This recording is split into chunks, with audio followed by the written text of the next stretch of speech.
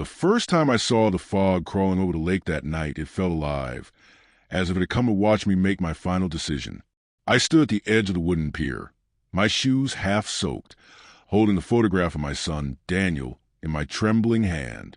He was 8 years old when the accident happened. 8!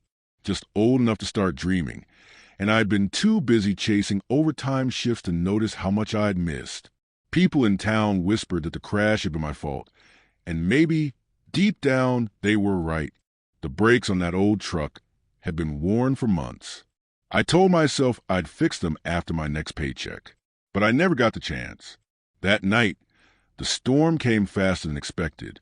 A flooded road, a single curve, and the sound of metal splitting against the guardrail.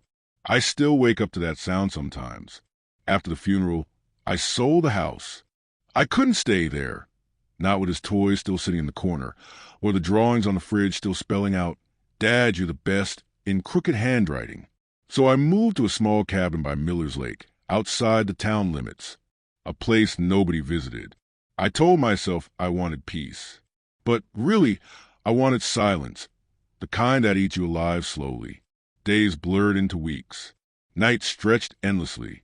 I stopped answering calls, stopped checking the mail, stopped existing, until one night, the world decided not to ignore me anymore. It was raining again. Hard. The kind of rain that sounds like static, like the universe whispering secrets you're not meant to hear. I had written a note, short, simple, final. Then, just as I reached the gun I'd kept hidden beneath the old floorboard, I heard it. Knock, knock. I froze. No one ever came here. The path to my cabin was covered in mud and overgrown weeds. The knocking came again, louder this time.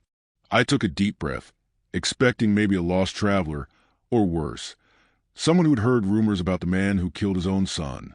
But when I opened the door, I didn't see a man. I saw a girl, maybe 25, soaked to the bone, shivering, holding something in her hand. It was a letter, sealed, old, and slightly yellowed around the edges. She looked up at me, her eyes searching mine like she knew me. "Are you Matthew Hale?" My voice barely worked. "Who's asking?" She hesitated. "Your son wanted you to have this." The world tilted. For a second, I thought I'd imagined it, some cruel hallucination my guilt had conjured up, but she handed me the envelope anyway, her fingers trembling. On the front, in faded ink, were 5 words that stopped my heart. "For Dad. Don't open yet." It was Daniel's handwriting. Before I could say a word, the girl turned and ran into the rain, disappearing down the muddy trail as if the fog swallowed her whole. I called after her, but she was gone. The letter felt warm in my hand, even through the cold. I didn't open it. Not yet. Something about those words, "Don't open yet," felt like command, like a warning. That night, I couldn't sleep. The rain wouldn't stop. The letter sat on the table like it was alive, like it was waiting for the right moment to speak.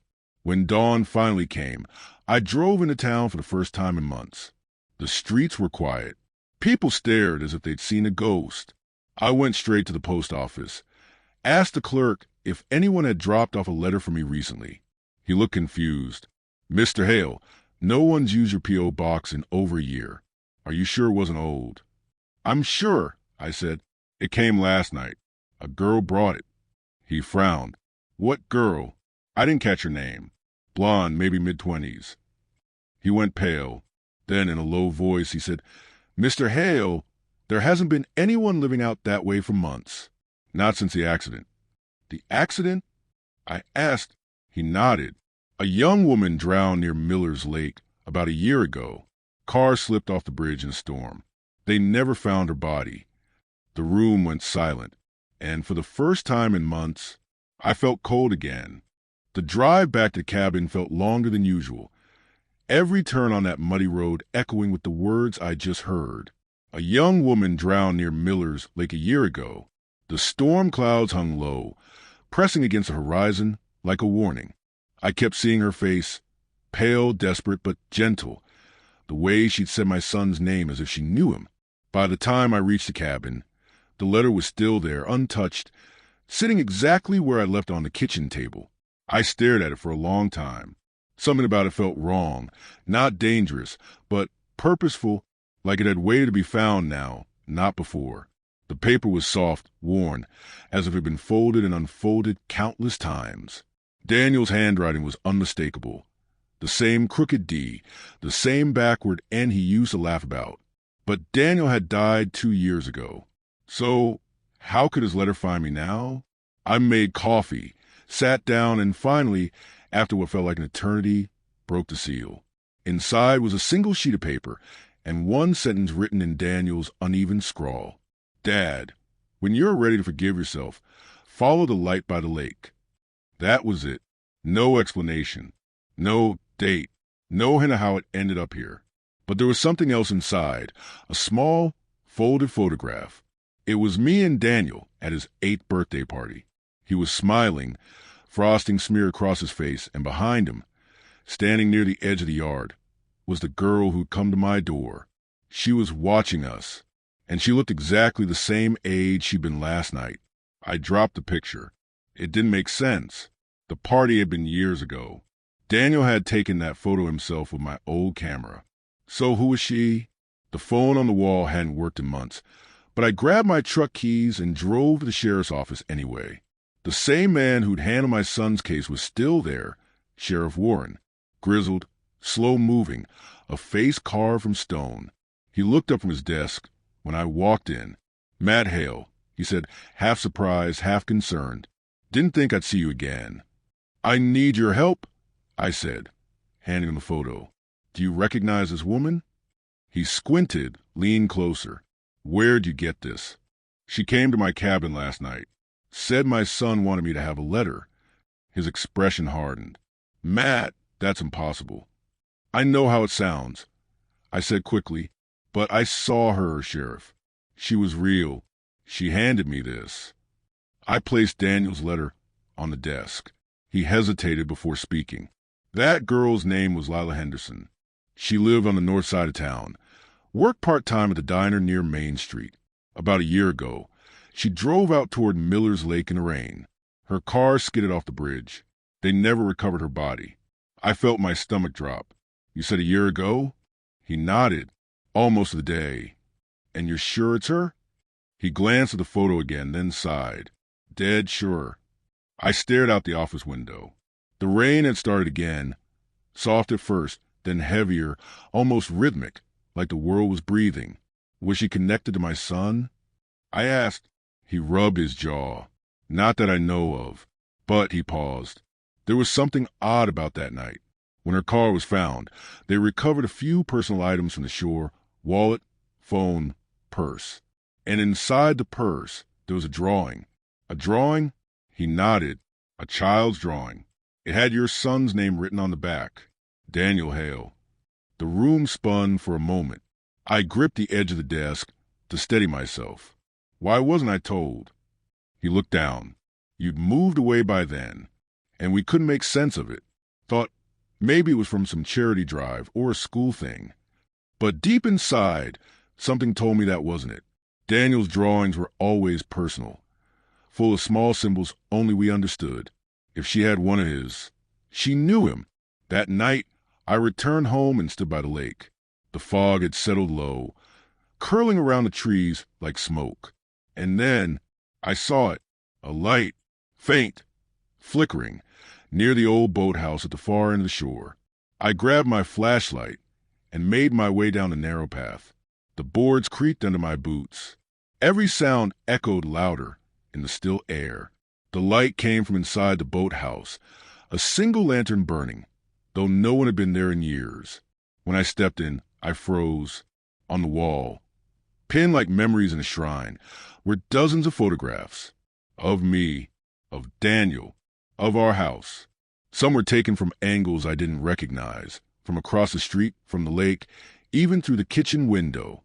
And in the center, there was a single note written in a woman's neat handwriting.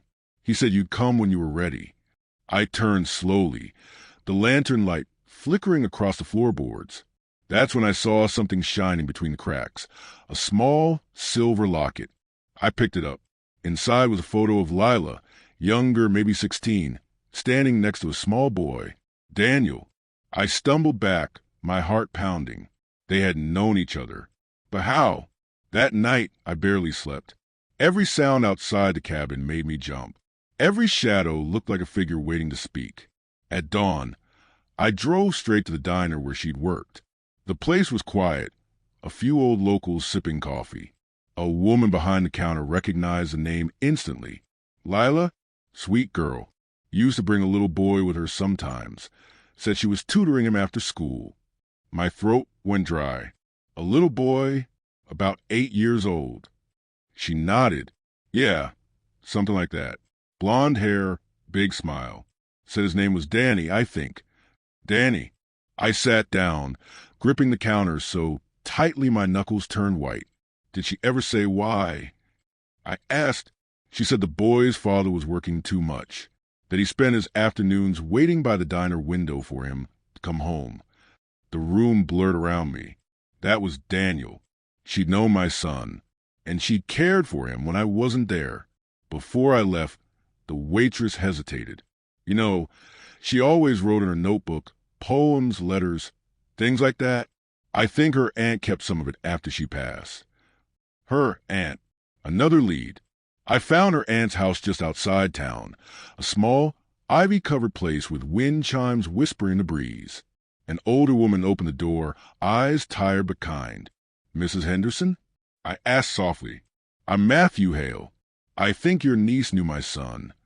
Her eyes widened. You're Daniel's father. She invited me in without another word. The house smelled of old paper and lavender. She led me to a small desk by the window, covered in neatly stacked journals. These were Lila's, she said. She wrote in them every day. The last one ends the night before the accident. I hesitated, then opened the top journal. The first few pages were about the tutoring, how she'd met Daniel at the diner, how lonely he seemed, how much he talked about me. And then, toward the end, one entry caught my eye. March 12th. Daniel says his dad blames himself for everything. He doesn't see how much that hurts him. I wish I could tell his father the truth, that it wasn't his fault, that Daniel told me he loves him more than anything. Maybe one day I'll find the courage. The next page was blank, and then I saw something tucked between the pages. A second letter, addressed to me. The handwriting was careful, hesitant. Mr. Hale, if you're reading this, it means I couldn't tell you in person. Daniel wanted to surprise you that night. He was making a gift. He begged me to drive him to your work to show you, but the storm came faster than we expected. He said he didn't want you to be sad anymore. Please know it was never your fault. My vision blurred. I could barely breathe. The crash, it hadn't been my truck's brakes. It had been hers. She tried to bring Daniel to me. She died trying to help him do something kind. The guilt that had buried me for 2 years cracked open, and beneath it, I found something I hadn't felt in so long. Forgiveness. But one question still burned in my mind. If Lila had died that night, who came to my door? The next evening, the air felt heavier than usual, thick with the scent of rain and the hum of cicadas that hadn't been heard in months. The lake was still, as if it, too, was holding its breath. I sat in my truck for nearly an hour, staring at the rippling water, the locket still clutched in my hand. Lila's letter played in my mind again and again. He said he didn't want you to be sad anymore. For 2 years, I built my life around guilt, as if grief was the only way to stay close to Daniel. I thought letting go meant forgetting him. But now I realize it was the opposite. When the sun began to dip behind the pines, I decided to do what the letter, Daniel's letter, had told me. Follow the light by the lake. At first, I didn't see anything, just fog and faint reflections of the moon. But then, across the water, a soft glow flickered, like someone waving a lantern. It was coming from the old dock, the same place where Daniel used to sit and count stars. I made my way down the slope, flashlight in one hand, the letter in the other. The boards creaked beneath me, soaked with mist. Then I saw her, Lila, standing at the end of the pier, her hair lifted gently by the wind, her clothes the same as that night, damp, torn, but untouched by time. The lantern light danced on her face, making her look both alive and unreal at once. I froze, every instinct screaming that this couldn't be happening. But my heart, it wasn't afraid. Why? I whispered. Why me? She looked up, eyes full of that same quiet sadness I'd seen before. He wanted you to know, she said softly, that he forgave you a long time ago. I swallowed hard, my throat aching. He was just a boy. How could he? He loved you, she said simply. Even after the accident, he was never angry. He was proud of you. He wanted you to live. Tears burned behind my eyes. I can't live with this, Lila. Every day feels like punishment. She stepped closer, her voice barely above a whisper. Punishment doesn't bring peace. Forgiveness does. You don't have to forget him, Matthew. You just have to remember him the right way. The lantern flickered again, and suddenly, behind her, I saw movement. A small silhouette. A boy, barefoot, glowing faintly, standing at the edge of the fog. Daniel. His name left my mouth before I even realized I'd spoken. He smiled, that same gap-toothed grin that once filled my world. His voice echoed softly across the water, not from his lips, but from somewhere deeper inside me. It's okay, Dad. You can stop being sad now. I reached out instinctively, but the space between us shimmered like air over fire. He didn't move closer, just kept smiling. Remember when you said the stars are just holes in the sky, so heaven's light can peek through? He asked. I nodded, trembling. He pointed up. Then promise me you'll keep looking for my light. Every night. And then he was gone. Just like that. The fog swallowed him. The lantern went out. I felt my knees. The sound of the waves soft against the shore. My chest felt heavy, but not from pain this time. It was something else. Relief. When I looked up again, Lila was gone too. Only her voice remained, like a breeze in the reeds. He's been waiting for you to live again. 2 months later. The cabin doesn't feel like a tomb anymore. I've opened the windows, painted the walls, fixed the old piano Daniel used to love banging on. I still visit the lake every evening. The fog still comes, gentle and white, like breath from the heavens. Sometimes I swear I hear faint laughter in the wind, a child's laugh, full of life. The sheriff came by last week. He told me something strange. They'd reopened the Henderson case briefly, and while searching the lake after heavy rains, they finally recovered Lila's car. Inside, they found a waterproof bag. It held one last envelope, addressed to me. When I opened it, my hand shook. Inside was a single photograph of Daniel sitting on the dock, sunlight behind him. And on the back, Lila had written, "For every ending you fear, there's a beginning you haven't seen yet." 1 year later, I rebuilt the dock that summer, replaced every rotted plank, repainted every rail. The townsfolk stopped by sometimes, curious about the man who once disappeared into grief and came back different. They asked about the light that sometimes appears over the lake at night, soft, blue, and moving slowly across the water, as if someone is walking with a lantern. I just smile and tell them the truth. It's my son showing me the way home. Sometimes I think about how easily I could have ended it all that night, how close I was to never seeing that light, never hearing Daniel's voice again. And I realize now, maybe the knock on the door wasn't haunting. Maybe it was mercy. Because sometimes the universe sends you back to one thing you need, not to change the past, but to remind you that you're still part of the story.